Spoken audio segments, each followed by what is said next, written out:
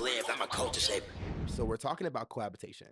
Let's define cohabitation. Cohabitation is living together before marriage. Yeah. It's a fancy way that Christians try to describe shacking up. Shacking up. Y'all just, Shacking up. sin is a foot. Sin is a foot. Sin- The foot, the big toe, the pinky, Sinning ring toe. straight from your feet. Keep your legs closed until there's a ring on it. That's the rule. That's what the Bible says. That's law. Don't try to sleep around with your boo. That's law. Just wait until you marry. That's what do. That's law. Oh, wait, let's go back. All right. Don't try to shack it. Don't try no shacking up with your boo. That's law. Just wait until you say I do. That's law. Ooh, that's it. It's simple. Yeah, Okay, very simple. right? We're not no deconstructionists on this podcast. We ain't trying to read think what the Bible say. It's Bible clear. say right there. Now, That's too much work. Do people be shacking up? Yeah. Is it common? Yeah. Yes. Is it more common today than it's ever been before? Yes. This is fact. Yeah. Okay, so what can we do now? Step one is move out, but this is not the type of podcast, so we're not like that is step one. But we're gonna talk a little bit more about the why behind it. Okay, and so that was my backtrack to what cohabitation is, living together before you're married. And I just feel like I would go back and tell my younger self that you're valuable too, because I was more so worried about my partner and what she did or did not gain, that I did not consider how I was setting myself up to be hurt. Okay? Yeah. There's a difference between being chosen and being convenient. The picture that I want to paint is that would you rather be one who has made the relationship convenient so they chose you, or they chose you because they see a fight? Or they chose you because they see something that's worth a fight. Because when life gets hard and you're not able to be at your 100%, if that person chose you out of convenience, they're leaving. Yeah. And this is true. That is just one thing that cohabitation inherently leads to, because you have access to that person without a covenant. Access without a covenant tells the other person what you're worth to them. Whether you say it out loud or not. You didn't even put no money down. That's all it is you did not show me you're worth it. And like, let's really actually talk about that, because even to buy a home, you got to put some money up front. You got to put something down. Put some right? Front, go through a whole background check. Yeah. And I just feel like we put a lot more effort into making purchases for a handgun or for a home than we do for our life partner. And maybe it's because maybe there needs to be a conversation surrounding the sanctity of marriage, around the holy nature of what marriage is, right? We talked about before, like dating is cute, but marriage is beautiful. What makes marriage beautiful? Part of what makes marriage beautiful is the reflection of Christ. It's a direct reflection of the values of Christ, not even the values of Christ himself. The way that Christ loves the church is how we as men are supposed to love our brides. There's so much. First Peter talks about it. Or is that Second Peter? No, First Peter talks about it. Ephesians 5 talks about it. There's so much in the Bible that speaks directly to loving your spouse, submitting to your spouse, et cetera, et cetera, et cetera, et cetera, et cetera. What is not spoken about in the Bible is being committed to someone where there's no covenant there. Yeah. There's nowhere in the Bible. I dare you to find it and show me where it says that. Where it tells you the commitment you owe to somebody because they like on you. Because until you're married, that is your brother or your sister in Christ, right? Proximity is not commitment. Sharing an address is not sharing a life. Y'all playing house. You're roommates. And it is too common. We are too okay with that, with playing house. The design of pursuit exists because value is communicated through effort. That's the whole reason why a man should find a wife. Because it's that effort that shows me whether you are or are not worth it. But let's flip it, because I wish young Des heard this. So young men, younger men, because I know I'm young too, but younger men, actually forget that.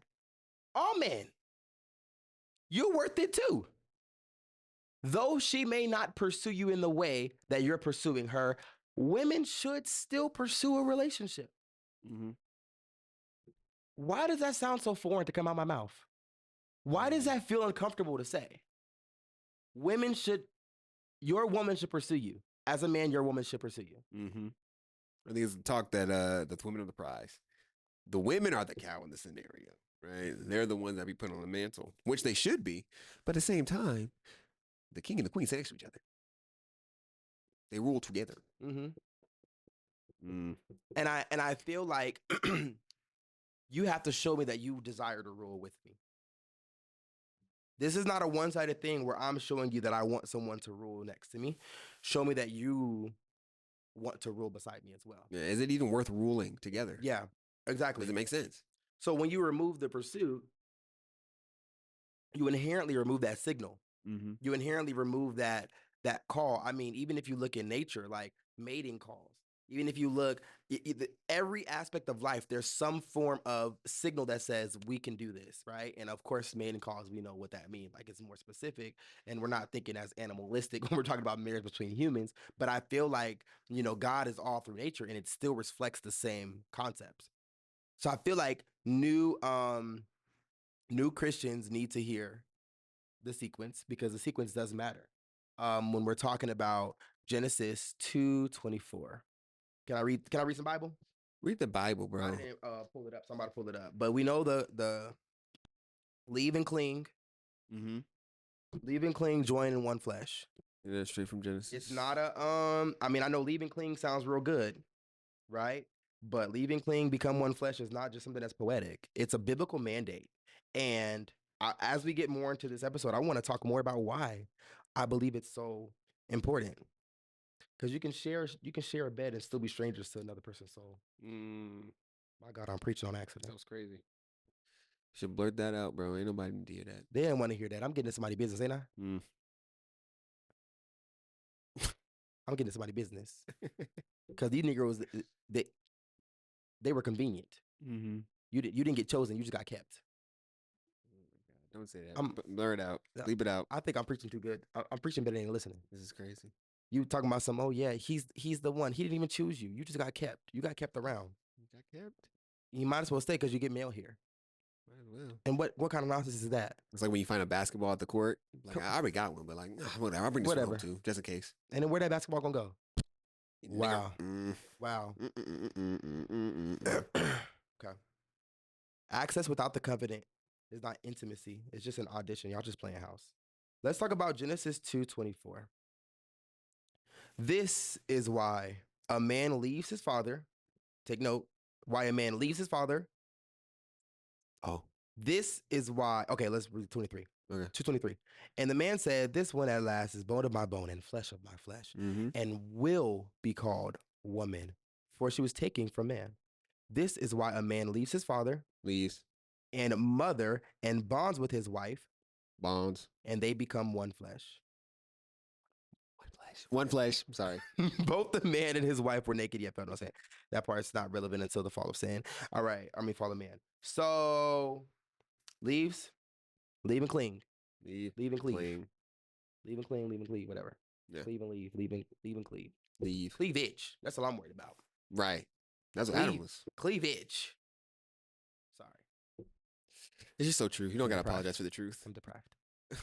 Yeah, Can we talk about that? That's next episode. All right. I got one more scripture, Songs of Solomon or Songs of Song, 8:4, but we'll come back to that, okay? So my question right now is to people is, are you in a relationship where you have all the benefit of the marriage without the security of it? Because I feel like that is probably the biggest mistake that I made. When you go out of order, you lose God's providential power. When you go out of order, you lose God's providential power. Write that down. That's point number 3. Can you genuinely expect God to bless a situation where he didn't sanction it? Now, we've talked about this a few times, is that you're asking for God's blessing on your life where he had no say-so in what the steps you were taking were going to be, right? And that does not take away from God's sovereignty or his providential nature. But God does offer limits to his providential power by choice, right? We talk about his perfect will versus his conditional will versus his allowed will. Like he allows you to do things. Okay. Though it may not have been in God's perfect will, he, of course, still is in control of all things, yet he gave human dominion over the earth. So we therefore do have the ability and the free will to make choices.